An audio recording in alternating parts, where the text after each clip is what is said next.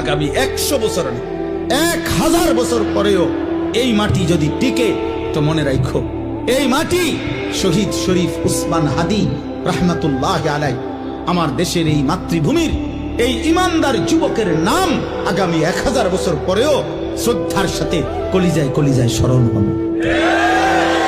পৃথিবী তাকে মনে রাখবে।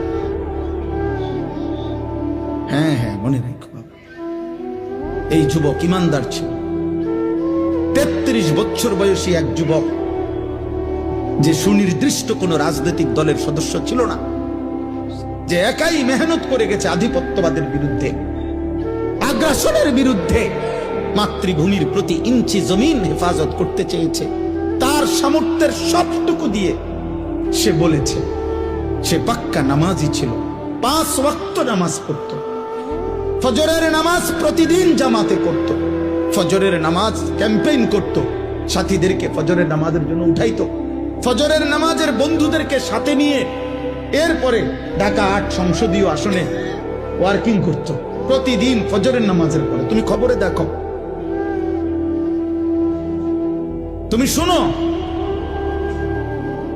দেখো এক যুবক, একই সাথে ঈমান এবং দেশপ্রেম দুইটাই তার মধ্যে সমান তালে ছিল। মাতৃভূমির প্রতিও প্রচন্ড টান ছিল, দেশের আজাদী, স্বাধীনতা, সার্বভৌমত্বের প্রতিও তার কলিজা ভরা মহব্বত ছিল, আল্লাহর প্রতিও তার মজবুত ঈমান ছিল।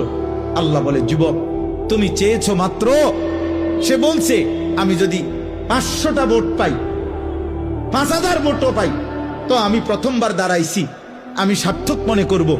আসমানওয়ালা রব বলেন, আমি তোকে 18 কোটি মানুষের ভালোবাসা দিয়ে দিলাম, যা, গোটা মাটির ভালোবাসা দিয়ে দিলাম।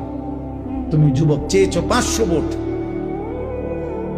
আলহামদুলিল্লাহ, আলহামদুলিল্লাহ। কি আশ্চর্য যুবক বলো, এই দেশের লক্ষ আলেম, মুফতি, মুহাদ্দিস, ইমাম, খতিব, মুয়াজ্জিন, ওয়াইজ, পীর, বুজুর্গ, আউলিয়া, তালেবে ইলম, হাফেজে কোরআন, আল্লাহর দ্বীনের সবাই, আবার সাধারণ থেকে সাধারণ মানুষ, রিস্কাওয়ালা, ট্রাকওয়ালা, ঠেলাওয়ালা, কুলিওয়ালা, দিন মজুর, বুড়া মানুষ, জওয়ান মানুষ, বাচ্চা মানুষ, সবটার জন্য চোখের পানি ফেলে অঝরে কাঁদছে। এজন্য যুবক, মরিলে এমন মরাই মইর, বাঁচলে এমন বাছাই বাইছ।